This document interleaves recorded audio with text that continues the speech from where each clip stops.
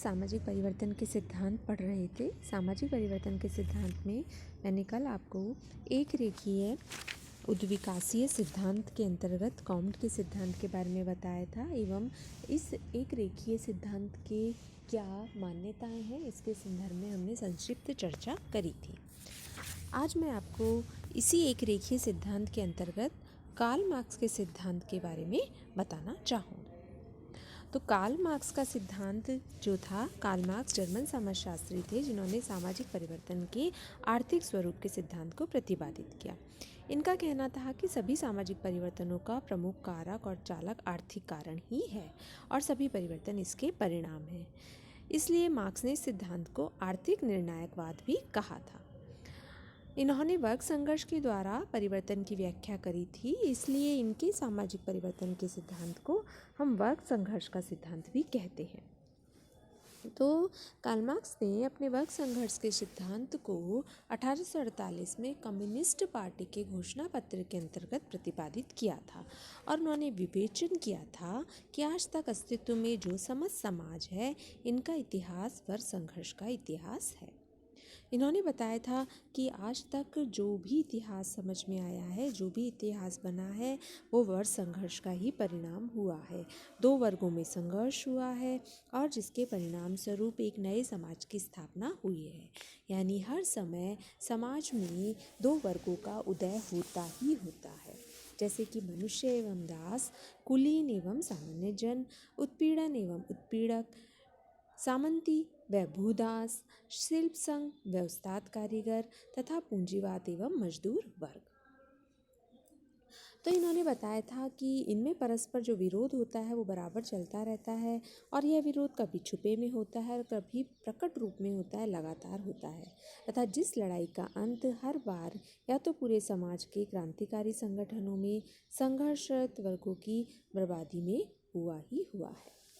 यह सामाजिक परिवर्तन के संदर्भ में मार्क्स के विचारों का सार है। तो कार्ल मार्क्स की इस संदर्भ में मान्यताएं कुछ इस प्रकार की थी। उन्होंने बताया था अस्तित्व चेतना का निर्णायक है।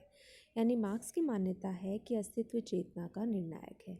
इससे तात्पर्य है कि जीवन की भौतिक परिस्थितियां सामाजिक या मानकात्मक चेतना को नियंत्रित, निर्देशित, संचालित एवं परिवर्तित करती ही है। भौतिक अभौतिक का निर्णायक है। उत्पादन के प्रकार सामाजिक, राजनीतिक तथा धार्मिक जीवन की प्रक्रिया के सामान्य लक्षणों का निर्धारण करते हैं। भौतिक परिस्थितियों में समाज का उद्गम, यानी समाज का उद्गम भी समाज जीवन की भौतिक परिस्थितियां ही है। मार्क्स ने बताया कि मानव अपनी आवश्यकताओं की पूर्ति के लिए जो प्रयास करता है, इसके परिणाम स्वरूप आर्थिक उपसंरचना का विकास होता है तथा यही आर्थिक उपसंरचना समाज की राजनीतिक तथा कानूनी उपसंरचनाओं को निर्धारित एवं परिभाषित करती है। इनके अनुसार समाज का उद्गम भौतिक परिस्थितियों से हुआ है। फिर है द्वंद्वात्मक उद्विकास। मार्क्स की चौथी एवं अंतिम महत्वपूर्ण मान्यता है कि आर्थिक उपसंरचना और मानकात्मक अधिसंरचना में परस्पर द्वंद्वात्मक अंतःक्रिया होती है, जिसके परिणाम स्वरूप समाज अनेक उद्विकासीय स्वरूपों से गुजरता हुआ परिवर्तित होता रहता है।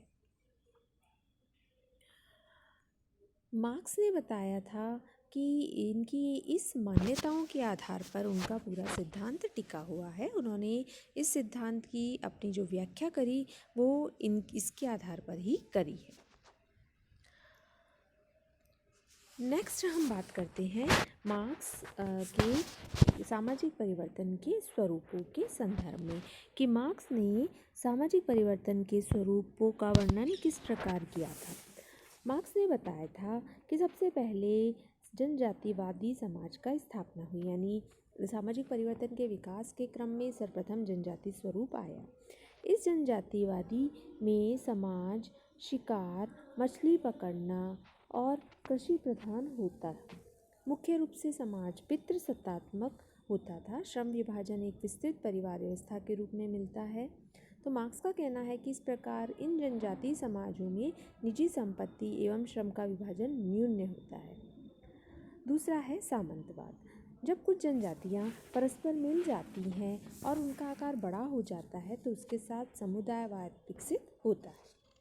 मार्क्स ने बताया था कि इस अवस्था में दासता, निजी संपत्ति और श्रम विभाजन का स्वरूप प्रारंभ हो जाता है। भूमि पर आधारित अर्थव्यवस्था विकसित हो जाती है और जो विकसित होकर विश्व में उपनिवेशवाद को बढ़ावा देती है। नेक्स्ट है पूंजीवाद।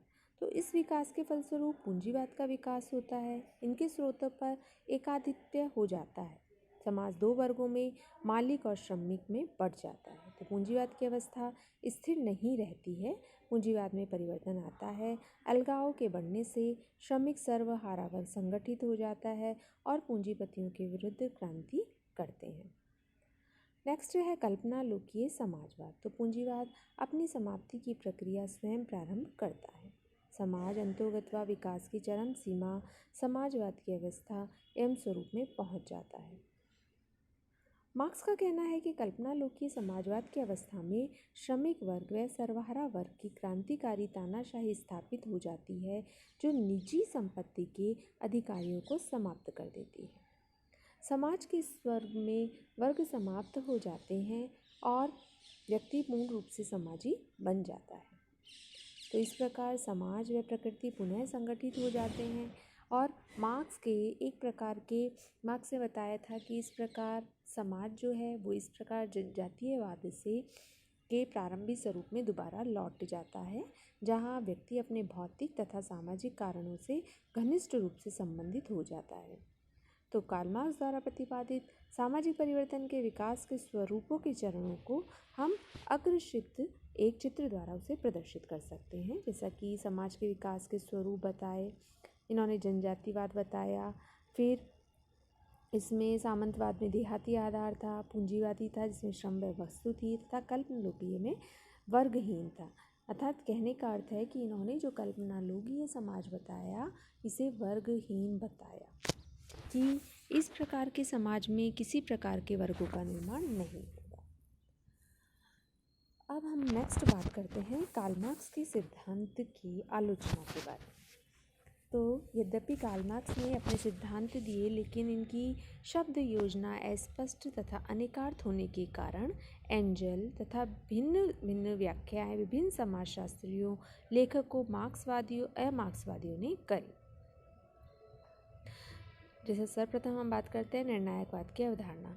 तो मार्क्स की मान्यता है कि सामाजिक, राजनीतिक, आध्यात्मिक जीवन की प्रक्रियाओं के सामान्य लक्षणों का निर्धारण उत्पादन की विधियां करती हैं। इन्होंने एप्सिनास, दुर्खिम, थर्मवार्ड, मेलानोव्स्की, गाउस ने स्पष्ट किया कि आदिम व्यवस्था तक में उत्पादन की प्रविधि एवं संपूर्ण आर्थिक जीवन है वो समकालीन धर्म, जादू, विज्ञान तथा अन्य भौतिक घटनाओं से बिल्कुल ही अलग नहीं था। मैक्स वेबर ने सिद्ध किया है कि आर्थिक व्यवस्था का निर्धारण धर्म, जादू, तार्किकता तथा परंपरावाद करते हैं। आधुनिक पूंजीवाद की उत्पत्ति प्रोटेस्टेंट धर्म के द्वारा हुई। दूसरा हम बात करते हैं मार्क्स के सिद्धांत की आधारभूत कमी अनेकार्थ के कारण।